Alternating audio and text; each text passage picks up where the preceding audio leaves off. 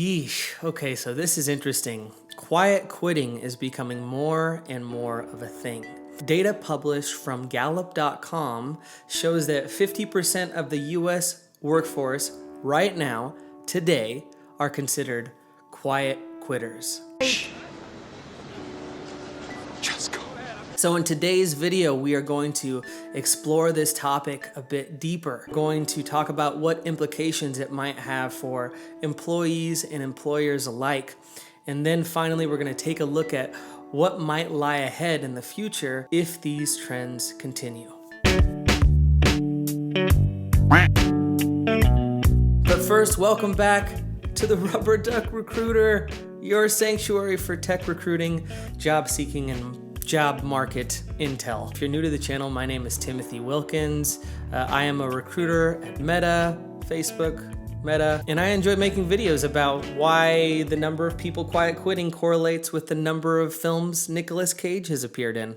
I'm just kidding, but seriously, if you find this video interesting, then please like, comment, subscribe, so Nicolas Cage can stop getting stung by all them bees. Oh, no, not the bees! Not the bees! Seriously now, why are half of us so checked out of our jobs? Well, first we're gonna need to start by defining, actually, once and for all, what is quiet quitting. There are multiple interpretations across the internet to try and define what quiet quitting is, but there seems to be one thing that is generally agreed upon, and that is that quiet quitting is not actual quitting. Instead, it is the conscious choice to do only what is required to meet the bare minimum of your job responsibilities. The least amount of work without getting fired. Another more subtle aspect of quiet quitting is emotional disengagement. Now, this means that not only are you doing the bare minimum in your job, it means that you are also actively rejecting any possibilities that could lead to further investment in your current employer. And this emotional disengagement trend has been worsening since 2020, with employees that reported being actively engaged dropping from 36 to 32%, while employees reporting being actively disengaged rising from 14 to 18%. Why is this happening? The reasons for quiet quitting are up for debate. Some people say that it's a response to delayed promotions and unrewarded hustle that the pandemic was directly responsible for. And others think that it's a response to a shifting work environment and that there is a sense of isolation and disconnectedness that can come from these models of hybrid and fully remote work.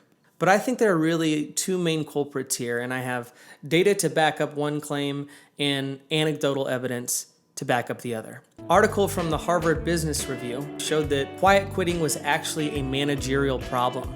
Based on a survey of 13,000 employees and 2,800 managers, the data showed that higher rated managers correlated strongly with an employee's willingness to go the extra mile, while also showing the inverse to be true, with the lowest rated managers being heavily correlated with the highest percentage of quiet quitters. Anecdotally, I think that the average person is in this strange holding pattern.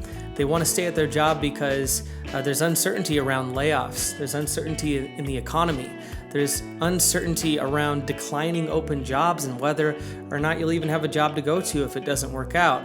So there's that paired with just not wanting to go the extra mile if a company is just going to let you go. So it's like a fight, flight, or freeze response, and most of us, or at least 50%, seem to be freezing. So what is the solution?